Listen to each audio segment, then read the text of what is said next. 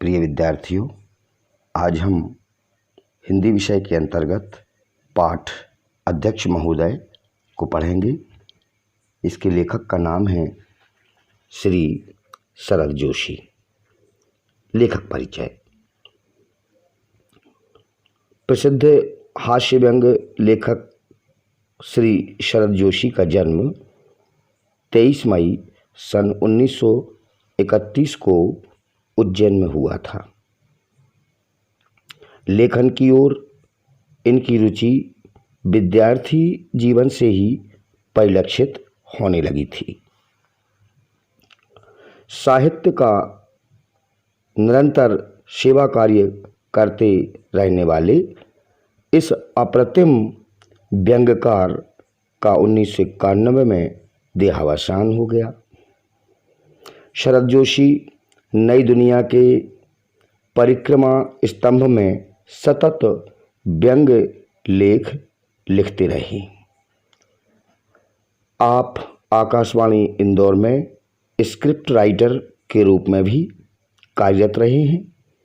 अपने प्रारंभिक दौर में वे पत्रकारिता से भी संबंधित रहे हैं। आपने मध्य प्रदेश सूचना विभाग में लगभग 10 वर्षों तक जनसंपर्क अधिकारी के रूप में कार्य किया है और अपनी सेवाएं दी हैं। बाद में शासकीय सेवा से मुक्त होकर आपने स्वतंत्र लेखन अपनाया। उन्होंने साहित्य की व्यंग विधा को एक नई दिशा दी और अपना एक उसमें विशेष क्षेत्र बनाया और उसमें असाधारण सफलता भी प्राप्त की है। उनकी रचनाओं में पिछले दिनों तिलिस्म, राह किनारे बैठ, जीप पर सवार इल्लियाँ इत्यादि प्रमुख रचनाएं हैं। आपने फिल्मों तथा दूरदर्शन के लिए भी मुंबई में रहकर के सृजनात्मक लेखन कार्य किया है। साहित्य में आपका महत्वपूर्ण स्थान है। इस तरह से लेखक परिचय पूर्ण हो जाता है। तत्पश्चात पाठ के केंद्रीय भाव की ओर बढ़ते हैं। पाठ का नाम है अध्यक्ष महोदय। हिंदी व्यंग्य विधा को समृद्ध करने वाले व्यंग्य लेखकों में शरद जोशी जी का स्थान अग्रगण्य है। उन्होंने अपने व्यंग्य निबंधों में जहां सामाजिक विडंबनाओं और उसके अंतर विरोधों को आधार बनाया है, वहीं वे व्यक्ति के व्यवहार में होने वाले आधुनिक परिवर्तनों को भी चित्रित करते हैं। उन्होंने छद्म का विरोध किया है। आधुनिक युग में आयोजित किए जाने वाले कार्यक्रमों की औपचारिकता को उन्होंने इस व्यंग्य रचना के माध्यम से लक्ष्य बनाया है। इस औपचारिकताओं में किसी भी कार्यक्रम में अध्यक्ष का होना भी एक औपचारिकता ही होती है। अब जबकि इस तरह की औपचारिकताएं अपनी सार्थकता को समाप्त करने लगी हैं, ऐसे समय जब ऐसी औपचारिक कार्यक्रमों में अनेक बुद्धिजीवी अध्यक्षता करने की होड़ में लग जाते हैं, तब व्यंग्यकार शरद जोशी जी ने अपनी कलम के माध्यम से उनको निशाना बनाया है। बहुत ही हास्य एवं सार्थक निबंध रचना की है। प्रभावपूर्ण भाषा है। मुहावरों का यथा उचित प्रयोग किया गया है।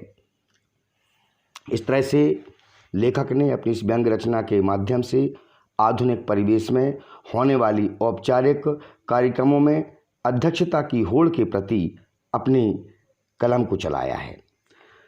पाठ प्रारंभ करते हैं। अध्यक्ष महोदय। हर शहर में कुछ अध्यक्ष किस्म के लोग पाए जाते हैं।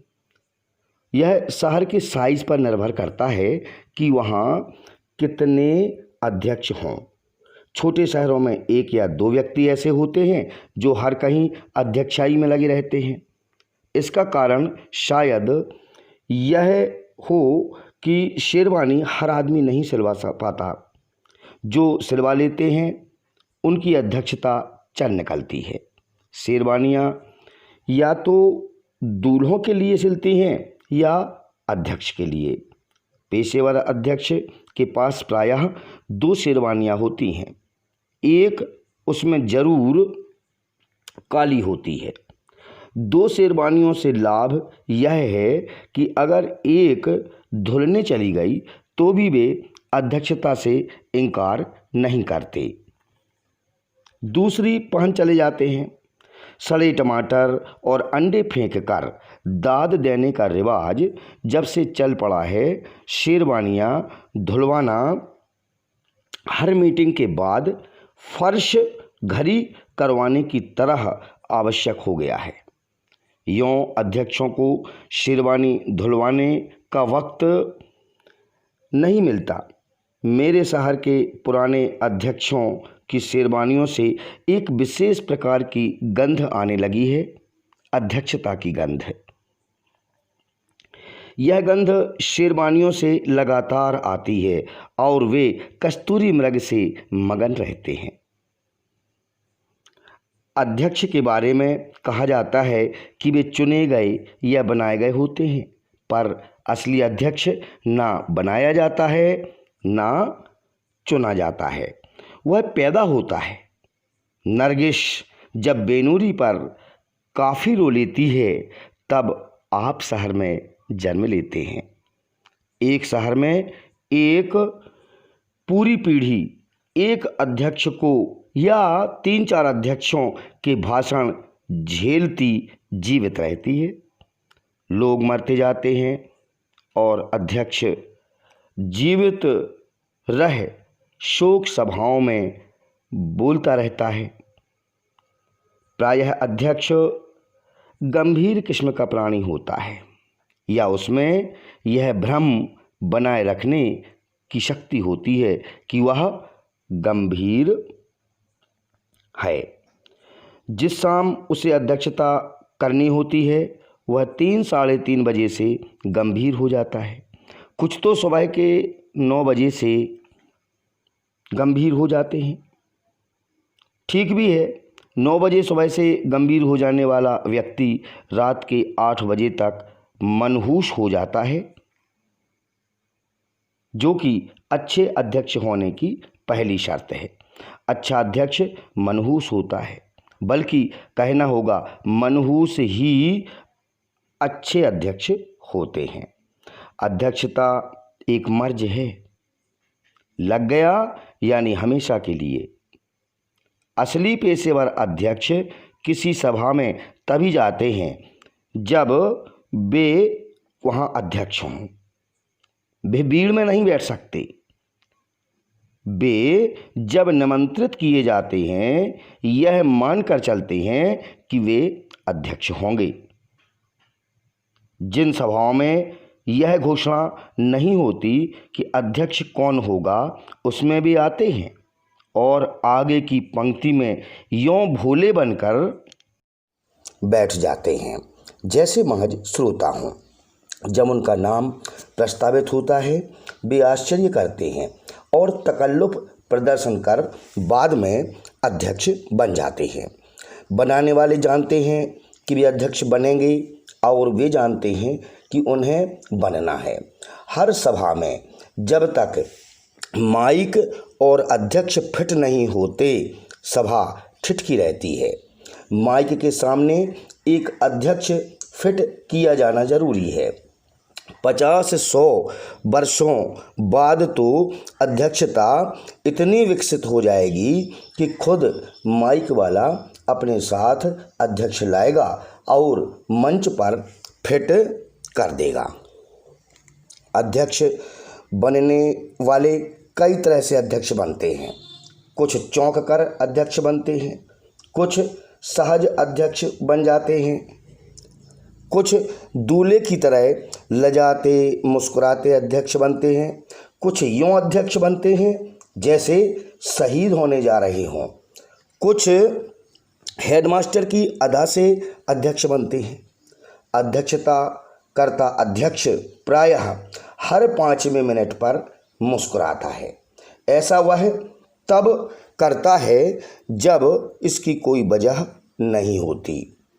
हर 2.5 मिनट पर वह जनता की तरफ देखता है। हर 1 मिनट बाद सामने की पंक्ति में बैठे लोगों को और हर 2 मिनट बाद महिलाओं को। इस बीच वह छत की तरफ देखता है, ठुड्डी पर उंगलियां फेर सोचता है कि सेब कैसी बनी। लगातार बदन खुजलाने और बार बार टोपी सिर पर रखने उतारने की आदत भी अध्यक्षों में देखी जाती है। कुछ अध्यक्ष वक्ताओं को निरंतर आश्चर्य से देखते रहते हैं कि आखिर वह क्या बोल रहा है, क्यों कह रहा है और कब तक कहेगा। अध्यक्ष की एक विशेषता होती है कि वह देर से आता है। वह नहीं तो वक्ता देर से आता है। शायद दोनों तय कर लेते हैं कि कौन देर से पहुंचेगा। कई बार दोनों आ बैठते हैं, तब श्रोता नहीं आते। जिस वस्तु पर कंट्रोल लग जाता है उसकी दुकान देर से खुलती है, भीड़ पहले लग जाती है, और जो माल खुले बिकता है उसकी दुकान सुबह से खुलती है पर ग्राहक नहीं आता है। भाषण एक ऐसी दुकान है जो हर कहीं खुल जाती है, ग्राहक लापरवाह हो जाता है। बड़ा अध्यक्ष देर से आता है क्योंकि वह व्यस्त होता है। धन्यवाद देने वाले उन्हें इसी बात का धन्यवाद देते हैं कि इतने व्यस्त होने पर भी वे समय निकाल कर आए। जो शख्स पूरी जिंदगी अध्यक्षताएं करने का तय किए हुए हैं उसका आभार माना जाता है कि उन्होंने अध्यक्षता करना स्वीकार किया। अच्छे अध्यक्ष रेडीमेड अध्यक्ष होते हैं। वे किसी भी विषय पर बोल सकते हैं। सब विषयों पर वे एक ही अंदाज में एक ही बात करते हैं। उनके दिमाग की हालत उस नौरतन चटनी की तरह हो जाती है जिसमें काजू और किशमिश का स्वाद एक हो जाता है। सब में एक सा मज़ा आने लगता है। अच्छे अध्यक्षों की अदा है कि प्रमुख वक्ता से असहमत हो जाते हैं।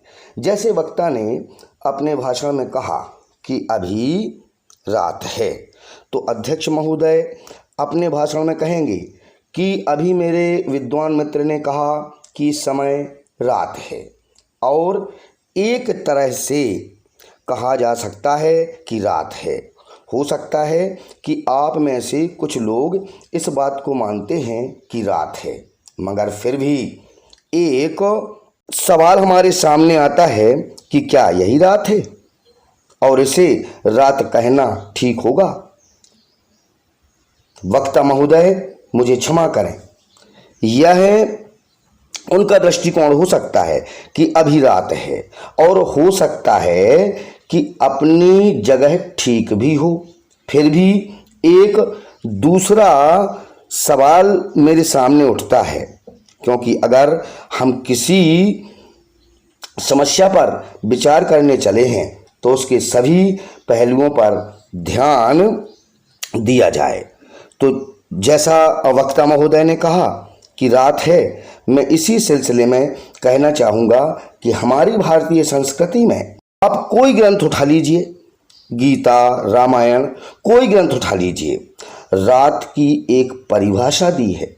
हमारे प्राचीन ऋषि मुनियों ने रात के विषय में विचार किया है, जाना है, परखा है और उसकी मर्यादा निश्चित की है।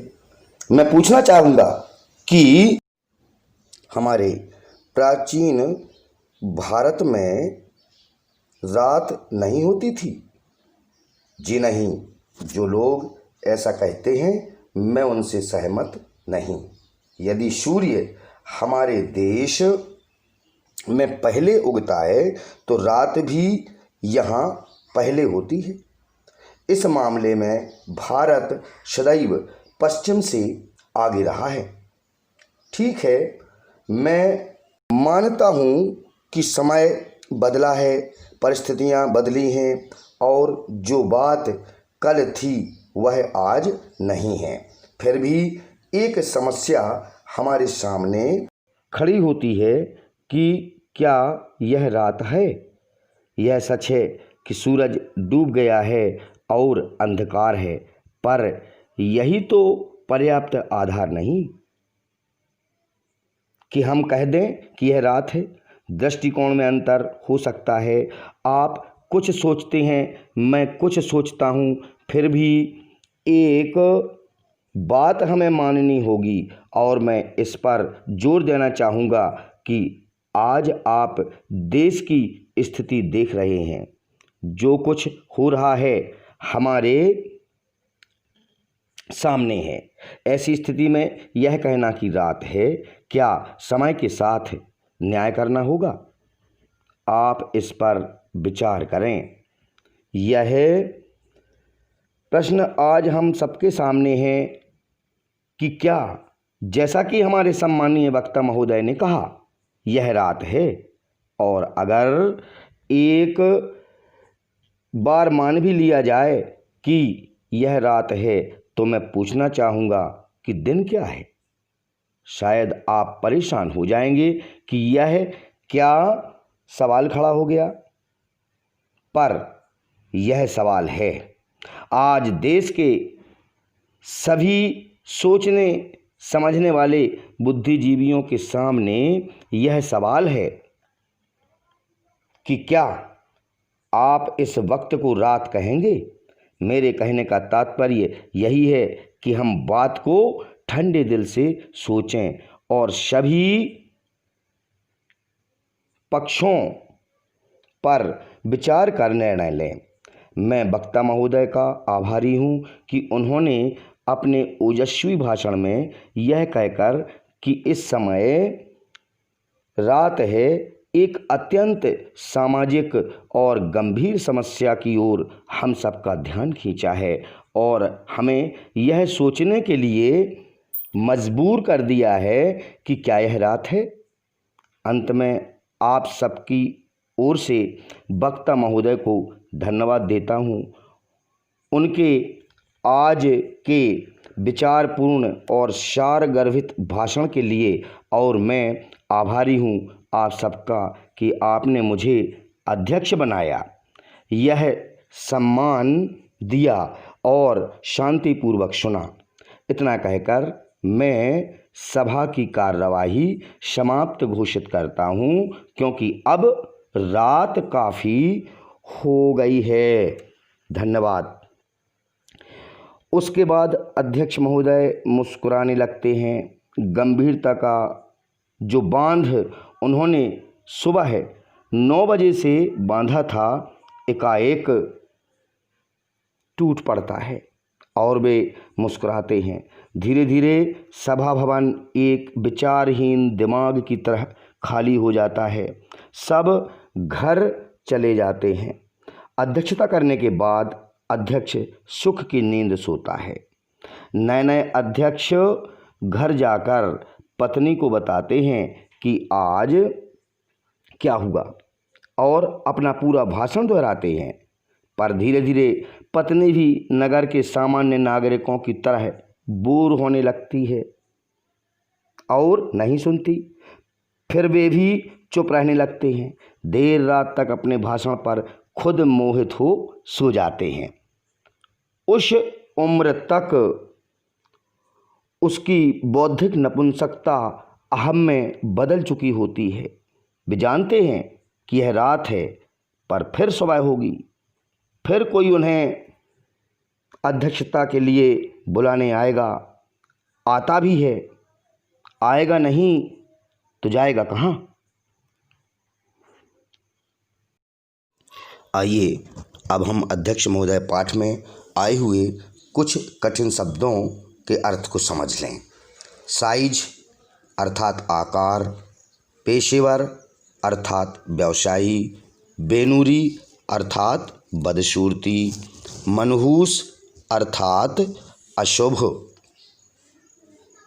मर्ज अर्थात रोग, महज यानी केवल, श्रोता यानी सुनने वाला, प्रदर्शन अर्थात दिखावा, वजह अर्थात कारण, निरंतर अर्थात लगातार, तय अर्थात निश्चय, कंट्रोल अर्थात नियंत्रण, शख्स अर्थात व्यक्ति, अंदाज अर्थात अनुमान, मजा अर्थात आनंद, किस्म यानी प्रकार, परखा अर्थात जांचा, सदैव यानी हमेशा, पर्याप्त माने काफ़ी, ओजस्वी यानी जोश से भरा, सारगर्भित यानी कि सारयुक्त। और एक शब्द आया है शेरवानी। शेरवानी का तात्पर्य होता है एक प्रकार का लंबा कोट जो शादी के समय दूल्हे पहनते हैं अथवा अध्यक्षता करते समय अध्यक्ष भी धारण करते हैं। इस प्रकार पाठ के कठिन शब्दार्थों के बाद अब हम बढ़ते हैं अभ्यास प्रश्नों की ओर। हम चर्चा कर लेते हैं विगत वर्षों में पूछे गए कुछ महत्वपूर्ण प्रश्नों की। जैसे अति लघु उत्तरीय प्रश्न के अंतर्गत प्रथम प्रश्न है कि अध्यक्ष की शेरवानी से या वस्त्रों से किस प्रकार की गंध आती है।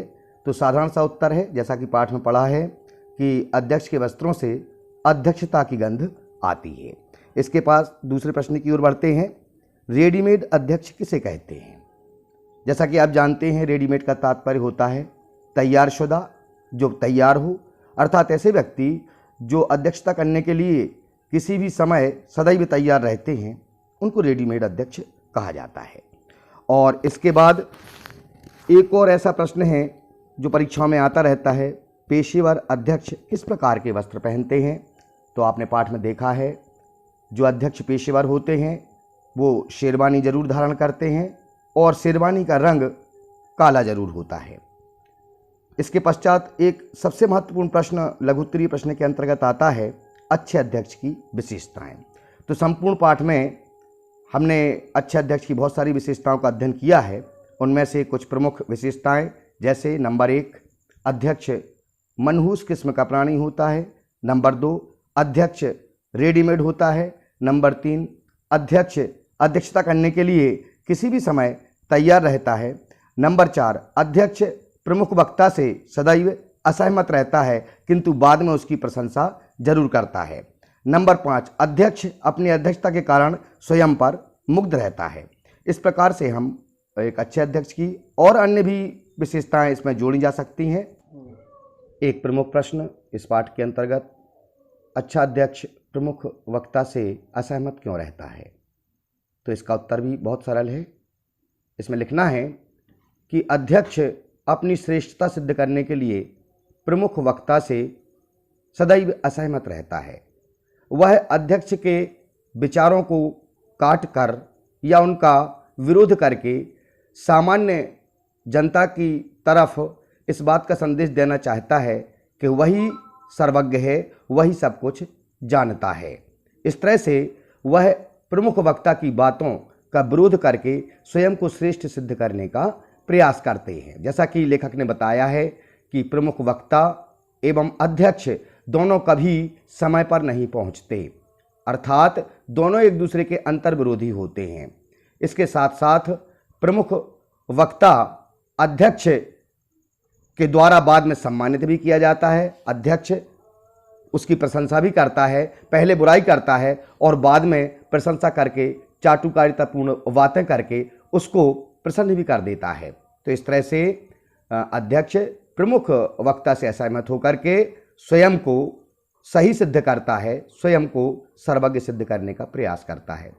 इस तरह से प्रिय छात्र छात्राओं, आपने अध्यक्ष महोदय नामक पाठ को सुना, पढ़ा एवं जाना। अपनी पाठ्य पुस्तक में से एक बार इसको पुनः पढ़ के और इसके अभ्यास कार्य को सीखने का प्रयास करेंगे। बड़ा ही मनोरंजक पाठ है। बहुत बहुत धन्यवाद।